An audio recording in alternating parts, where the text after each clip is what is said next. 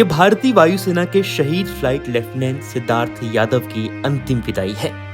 सिद्धार्थ की शहादत Indian air force के एक फाइटर प्लेन क्रैश होने के कारण हुई थी।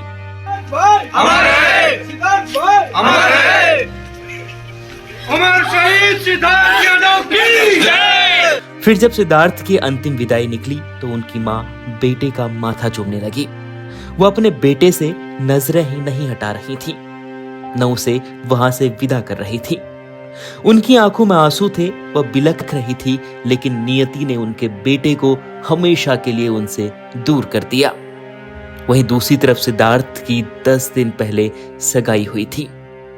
फिर सिद्धार्थ की मंगेतर वहां पहुंची तो वह भी बिलखने लगी।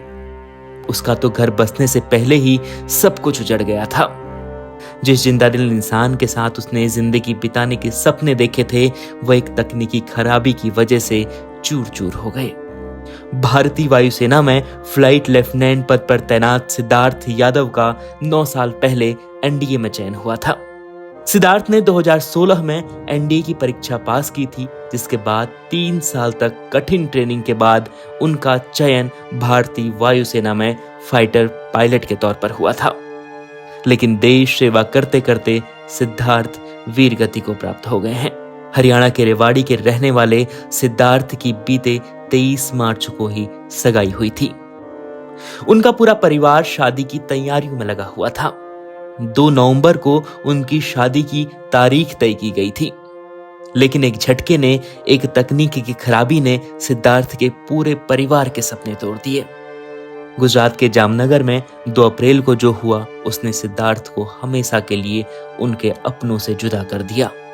भारतीय वायुसेना के जगुआर लड़ाकू विमान क्रैश होने के कारण फ्लाइट लेफ्टिनेंट सिद्धार्थ यादव शहीद हुए थे।